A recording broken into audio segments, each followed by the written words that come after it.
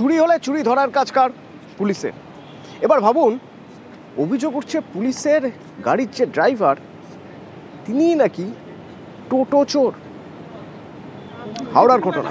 এই অভিযোগ কেন উঠছে, ভিত্তি কি অভিযোগে জানবো। আমার সঙ্গে দেবাশিস রয়েছে সরাসরি। দেবাশিস, দেখো, এই অভিযোগ যদি সত্য হয়, আর যে ছবি দেখা যাচ্ছে সেখানে রাহুলকেই দেখা যাচ্ছে, সে টোটো টেনে নিয়ে চলে যাচ্ছে পা দিয়ে, ফলে তাহলে গুরুতর অভিযোগ যে একজন পুলিশের ড্রাইভার সে কিনা পরে রাত্রিবেলা বেরিয়ে পুলিশের সঙ্গে। এই ছবিটা একটু আমাদের একটু বর্ণনা করতে পারো দেবাশিস? এই ছবিটা ঠিক কোথাকার? হ্যাঁ, কার টোটো নিয়ে যাচ্ছে? এই যে ঠেলে ঠেলে নিয়ে যাচ্ছে, এটা কে? একে চিহ্নিত করা গিয়েছে কিনা? দেখো, অবশ্যই একে চিহ্নিত করা গেছে। তিনি হচ্ছেন রাজীবগঞ্জ থানার, অর্থাৎ রাজীবগঞ্জ ফাঁড়ির যে পিসি পার্টির যে গাড়ি চলে সেই গাড়ির চালক রাহুল সরকার। তার বিরুদ্ধে কি অভিযোগ? তার বিরুদ্ধে অভিযোগ স্থানীয় এই আন্দুল সূর্যনগর এলাকার, সেখানে হরেকৃষ্ণনগর এলাকায় সেখানে একটি টোটো সে রেখে যায়, পার্কিং করে রাত্রিবেলা। তারপরে যখন সে ফিরে আসে তখন দেখে তার টোটো নেই। এরপর টোটো খুঁজতে গিয়ে স্থানীয় একটি দোকানের সিসিটিভি ফুটেজে দেখা যায় এই রাহুল সরকার একটি বাইকে বসে আরেকজন টোটো চালাচ্ছে এবং টোটোটিকে ধাক্কা মারতে মারতে নিয়ে যাচ্ছে পা দিয়ে। তার কারণ টোটোর চাবি ছিল না। সেই অবস্থায় চুরি করা হয় এবং পরবর্তীকালে এই অভিযোগ নিয়ে যখন থানায় যায় তখন থানার যে অফিসার এবং রাহুল সেখানে দাঁড়িয়ে থেকে কার্যত স্থানীয় বাসিন্দাদের উপর চড়াও হয়, তাদেরকে মারধরের অভিযোগ ওঠে। কিন্তু এই টোটো গেল কোথায়? যখন দেখা যায় পাশের একটি আবাসন, সেই আবাসনে টোটোটি রাখা ছিল, সেখানকার সিকিউরিটি বলে যে রাহুল সরকার তারা পুলিশ নিয়ে এসে এই টোটোটি এখানে রেখে গেছে। ফলে একেবারে সরাসরি অভিযোগ উঠছে কার সাথে?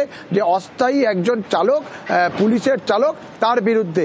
আর যখন এটা নিয়ে বিক্ষোভ হচ্ছে, সেই বিক্ষোভের সময় পুলিশ যখন বিক্ষোভ সামলাতে আসছে তখন সে রাহুল সরকারকে পুলিশ সাজিয়ে নিয়ে আসছে পুলিশ। ফলে এই ছবি উঠে আসছে নাজিরগঞ্জ থেকে।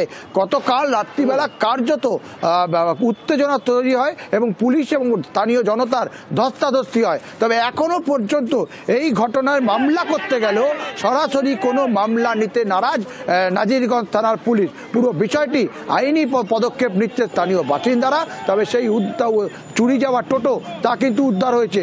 আরও একটা গুরুতর অভিযোগ, যে বাইক ব্যবহার করেছে সেই বাইকটি হচ্ছে চুরির বাইক, সেটি চুরির বাইকের নাম্বার পাল্টে রাহুল সরকার চালাচ্ছে। ফলে গুরুতর অভিযোগ একের পর এক এই নাজিরগঞ্জ থানার পুলিশের বিরুদ্ধে উঠে। বাইক বাজেয়াপ্ত করে থানায় রাখা হচ্ছে, সেই বাইকের নাম্বার প্লেট বদলে একজন পুলিশের গাড়ির অস্থায়ী ড্রাইভার, সেই ড্রাইভার তাকে একটা টোটো চুরি করে নিয়ে পালাচ্ছে। মারাত্মক অভিযোগ।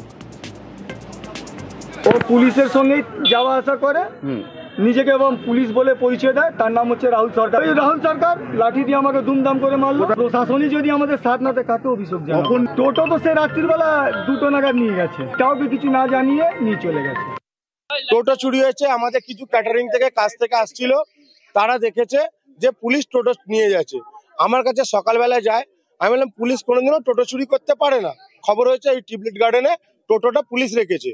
তা যখন আমাদের পাড়ার লোক বলতে গেছে, তাকে মেরে হসপিটালাইজ করে দিয়েছে। পুলিশ টোটো চুরি করবেই বা কেন? আর পুলিশ আইন জনতাকে মারবেই বা কেন? টোটোটাকে পুলিশ নিজে তার জুড়ে নিয়ে গেছে। পুলিশকে যখন আমরা সকালে বলা হয়েছে, পুলিশ তখন বললো পুলিশ কোনোদিনও টোটো নেবে না। পুলিশ পিসি পার্টি রাত্রে নাইট ডিউটি করে, তাহলে ওরা তখন এটাকে নিয়ে যায়। ওই গাড়ি নিয়ে এসে দাঁড় করিয়ে টোটোটা ডাইরেক্ট জ্যাক খুলছে। আমি দেখেছি, খালি পুলিশ বলে আমরা জুনিয়র ছেলে কিছু বলতে পারবো না বলে কাছ থেকে আসছি, ওই জন্য কিছু বলিনি। নাজিরগঞ্জ থানার পিসি পার্টি ওরা গাড়িটা নিয়ে গেছে। আমি দাঁড়িয়ে বলবো কে গার্ড দিচ্ছে, এরকম ভাবে বাবুর মতো দাঁড়িয়ে গার্ড দিচ্ছিল। আমি বাইক করে যাচ্ছিলাম, আমার দিকে এরকম ভাবে তাকিয়ে দেখলো। ওরা যে এসছিল গাড়িটা নিয়ে, সেটা হচ্ছে আমার বন্ধুর গাড়ি। কদিন আগে ওরা চুরি করে নিয়েছিল, বা এখানে আশ্রম পাড়ায় রাখা ছিল, নাম্বার প্লেট খুলে ওরা ওই গাড়িটা ইউজ করছে। ওই গাড়ির কাগজপত্র, এইটা গাড়ির চ্যাসিস নাম্বার সব আছে। ওই গাড়িটা ওরা নিয়ে ঘুরছে, যখন ওদেরকে জানাই তখন ওই থানায় এসে কথা বলে। আর কিছু হোক না হোক, মানুষের মাথার উপরে পাকা ছাদ হোক। রাজ্য সরকারের প্রকল্প বাংলার বাড়ি, এই বাংলার বাড়ি প্রকল্পের টাকা রাজ্য সরকার দিয়েছে ধাপে ধাপে, কারো কারো বাড়ি তৈরিও হয়ে গিয়েছে। তো এদের মধ্যেই অনেকে আছেন যাদের মনে হয়েছে প্রশাসনকে একটা ধন্যবাদ দেওয়া উচিত। হাজার হোক নিজের বাড়ি, পাকা বাড়ি, মাথার উপর ছাদ, সে বাড়ির গৃহপ্রবেশ হবে না তো গৃহপ্রবেশে স্থানীয় প্রশাসনের লোকজনকে ডেকে আনা যায়। এরকমই ছবি জলপাইগুড়ি। আরও ভালো বলতে পারবেন শান্তনু। সরাসরি আমার সঙ্গে শান্তনু রয়েছে। শান্তনু, দেখো, সরকারিভাবে পরিষেবা পৌঁছে দেওয়াটাই কিন্তু প্রশাসনের দায়িত্ব, কিন্তু সেই দায়িত্ব পালন করার পর মানুষ যখন খুশি হয়ে তাদের একটা অনুষ্ঠানে আমন্ত্রণ জানায়, সেই আমন্ত্রণও যে ফেলা যায় না সেই ঘটনাই কিন্তু প্রমাণ হলো সদর ব্লকের মন্ডলঘাট এবং গেরুবাড়ি এলাকায়। জলপাইগুড়ি সদর ব্লকে 9,920 জন উপভোক্তা কিন্তু বাংলার বাড়ি পেয়েছেন, যার মধ্যে 90% ইতিমধ্যেই কাজ শেষ করে ফেলেছেন। কিছু কিছু মানুষ তাদের বাড়ির কাজ সম্পূর্ণ করে গৃহপ্রবেশেরও অনুষ্ঠান আয়োজন করেছিলেন, এবং সেই আয়োজনে প্রশাসন এবং জনপ্রতিনিধিরা যাদের জন্য তাদের এই বাড়ি মাথা গোঁজার জায়গা হয়েছে, তারা যাতে আমন্ত্রিত হয়ে তাদের আমন্ত্রণ রক্ষা করে তার জন্য তারা কিন্তু আন্তরিকভাবে আমন্ত্রণ জানিয়েছেন। এবং সেই আমন্ত্রণ পেয়েই কিন্তু ভিডিও থেকে শুরু করে জলপাইগুড়ি জেলা পরিষদের সভাধিপতি এবং পঞ্চায়েত সমিতির সভাপতি সকলেই কিন্তু ছুটে গিয়েছিলেন তাদের বাড়িতে। 5টি বাড়িতে, এই মন্ডলঘাট এবং বেরিবাড়ি এলাকার যে 5টি বাড়িতে গৃহপ্রবেশের আয়োজন হয়েছিল, সেই সকল বাড়িতে গিয়ে উপভোক্তাদের সাথে দেখা করেন এবং প্রশাসনের প্রতিনিধিরা তাদের বাড়িতে গিয়ে পৌঁছাচ্ছে তা দেখে কিন্তু সেই সব বাসিন্দারাও কিন্তু আপ্লুত হয়ে গিয়েছিলেন। তারা ভেবেছিলেন হয়তো প্রশাসনকে ধন্যবাদ জানানোর জন্যই তারা আমন্ত্রণ জানিয়েছেন, কিন্তু সেই ধন্যবাদ রক্ষায় প্রশাসনের প্রতিনিধি, জনপ্রতিনিধি তাদের বাড়িতে হাজির হবে ফুল মিষ্টি হাতে নিয়ে, তারা কিন্তু ভাবতেই পারেননি। তারা যেরকম বলছেন যে একসময় তাদের মাথা গোঁজার ব্যবস্থা ঠিকঠাক ছিল না, অর্থাৎ তাদের যে বাড়ি ছিল সেখানে তারা যে থাকতেন সেখানটা কিন্তু দুঃখ কষ্টের মধ্যে দিন যাপন করতেন, কারণ রাত দিন তাদের কিন্তু সেই ব্যবস্থা ছিল না। কিন্তু এই বাংলার বাড়ি প্রকল্পে তাদের যখন ঘর দিনের সূচনা এবার, আর সেই নতুন দিনের সূচনায় যে শুভ অনুষ্ঠান গৃহপ্রবেশ, তারা চেয়েছেন যে এই গৃহপ্রবেশে স্থানীয় জনপ্রতিনিধিরাও থাকুন, আর তাই স্থানীয় জনপ্রতিনিধিদের আমন্ত্রণ আর তারাও ফুল মিষ্টি নিয়ে পৌঁছে গিয়েছেন গৃহপ্রবেশের অনুষ্ঠানে। অপূর্ব, খুবই ভালো লাগছে।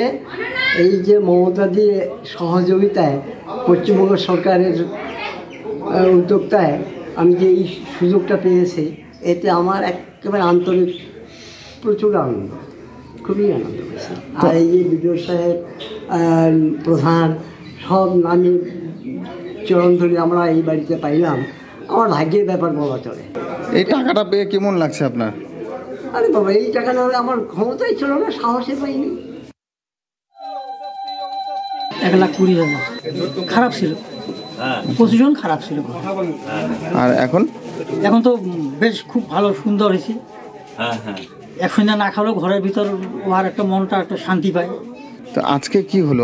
আপনাদের আজকে হলো এই যে গৃহ প্রবেশ করতে হয়, এটা সরকারি মতে একটু মিলাদ মহফিল করা হইল। আজকে আপনাদের এখানে বিডিও স্যারও নিজে উপস্থিত হয়ে থাকলে কেমন লাগছে আপনাদের? খুব ভালো লাগছে। এরকম একটা সাধারণ লোকের বাড়ির উপর যদি বিডিও সাহেব আসে, আরও প্রতিনিধি আসে, একটা আনন্দ, খুব ভালো, খুবই ভালো লাগছে। তো হচ্ছে আগে তো আমাদের টিনের ঘর ছিল, তো এখন হচ্ছে পাকা ঘরে হয়েছে। আর সঙ্গে হচ্ছে আমাদের যে গৃহপ্রবেশ হচ্ছে, গৃহপ্রবেশে বিডিও স্যার এসেছে, বিডিও স্যার এসে আমাদের খুবই ভালো লাগছে। আমাদের মাননীয় মুখ্যমন্ত্রী মমতা বন্দ্যোপাধ্যায় প্রত্যেক মানুষকে যারা পাওয়ার যোগ্য তাদেরকে মাথার উপর ছাদ দিচ্ছেন। কি সুন্দর করে বাড়ির মালিক ঘটা করে পুজো দিয়ে আমাদের সবাইকে আমন্ত্রিত করে আজকে সেই বাড়ির গৃহপ্রবেশ করছেন। তো এটা এখানটায় মাননীয় মুখ্যমন্ত্রীকে অসংখ্য ধন্যবাদ, উনি মাথার উপর ছাদ দেওয়ার জন্য। আর যারা স্বেচ্ছায় উদ্বোধন করার জন্য আমাদের আমন্ত্রিত করছে, আমরা আনন্দের সহিত এসে ওনাদের গৃহপ্রবেশে অংশগ্রহণ করছি। সদর ব্লকে 9,920টি বাংলার বাড়ির আবাস যোজনা, যেটা আপনারা জানেন যে রাজ্য সরকারের সম্পূর্ণ খরচে বেনিফিশিয়ারিরা পেয়েছেন, তো তার মধ্যে প্রায় 90% শেষ হয়ে গেছে। এবং এইগুলোর জন্য আমরা প্রায়শই বিভিন্ন গ্রাম পঞ্চায়েত ভিজিট করি, বিভিন্ন বেনিফিশিয়ারির সঙ্গে কথা বলি। তো হঠাৎ করেই বেশ কয়েকটা বাড়ি তারা উদ্বোধন, মানে যেটাকে বলে গৃহপ্রবেশ আমাদের বাংলায়, তো গৃহপ্রবেশ উৎসব ওরা পালন করবে বলে আমাদেরকে আমন্ত্রণ জানায়। এবং আমরা সত্যিই খুব অভিভূত এরকম ধরনের একটা আবেদন পেয়ে, এরকম ধরনের একটা আমন্ত্রণ পেয়ে আমরা খুবই অভিভূত।